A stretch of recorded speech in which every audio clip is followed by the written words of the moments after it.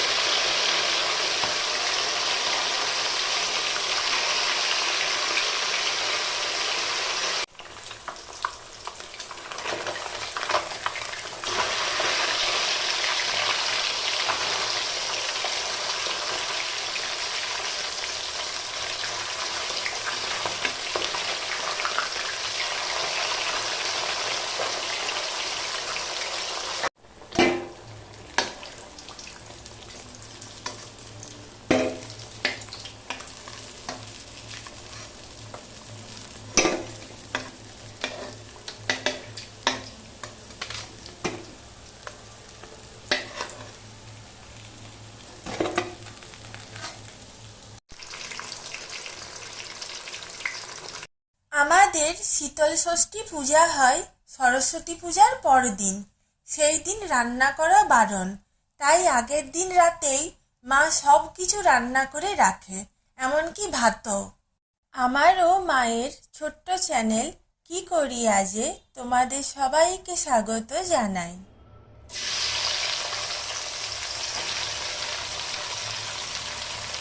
পেঁয়াজ কুচি দিলাম,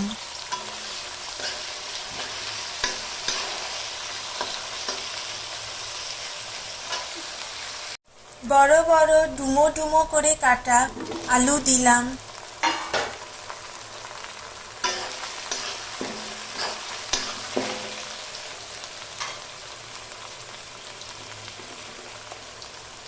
হলুদ গুঁড়ো দিলাম,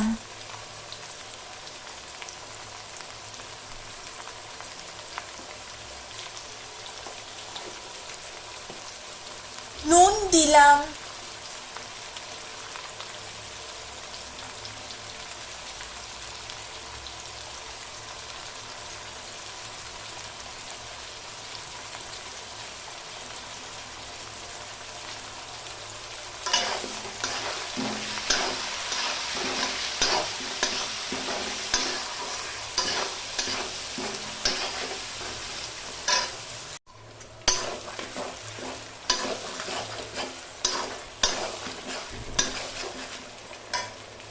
মশলা থেকে তেল ছাড়লে সর্ষে বাটা জলে গুলে দিলাম,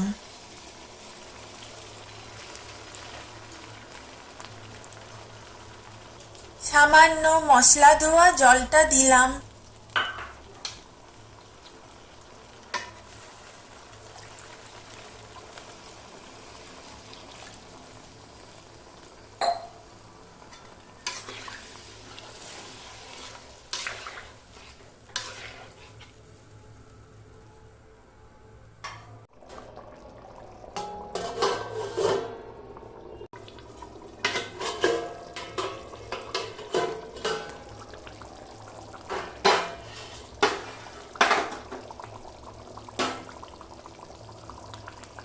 ঝোলটা ফুটে উঠলে মাছ ভাজাগুলো দিলাম,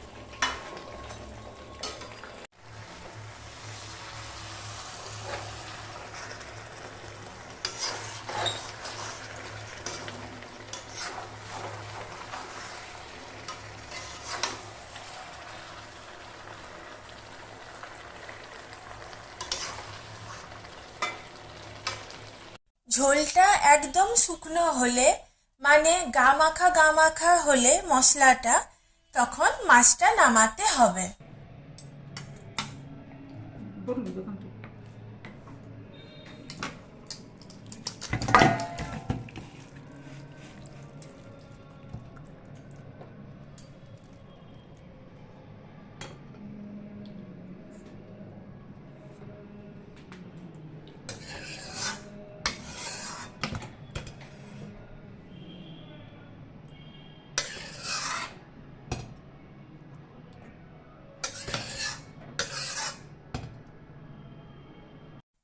এই মাছ চচ্চড়িটা একদম মাখা মাখা হবে। যত শুকনো করবে তত টেস্টও ভালো আসবে। আর এমনকি যদি ফ্রিজে না ঢোকাও, বাইরে রাখো, তাহলে পরের দিন পর্যন্ত বেশ ভালো থাকবে, নষ্ট হবে না। তবে খেয়াল রেখো ঝোলের জলটা যেন একদম শুকিয়ে যায়, তবেই পরের দিন পর্যন্ত ভালো থাকবে। আর এই মাছ চচ্চড়ির আলুগুলোও খেতে বেশ ভালো লাগে। আর তোমরা যদি ইচ্ছে হয় গোটা কাঁচা লঙ্কাও দিতে পারো চচ্চড়িতে, আমরা দিই না। তোমরা অবশ্যই কমেন্টে জানিও আমার মায়ের এই মাছ চচ্চড়িটা কেমন লাগলো। আর পরের দিন মানে পান্তা ভাতের দিন, পান্তা ভাতের সাথে কাঁচা লঙ্কা চটকে, নুন মেখে, সামান্য পেঁয়াজ কুচি দিয়ে এই মাছ চচ্চড়ির আলুটা চটকে তার সাথে একটু বাটনা মেখে খেতে এত ভালো লাগে, তোমাদেরকে কি বলবো। সবাই ভালো থেকো।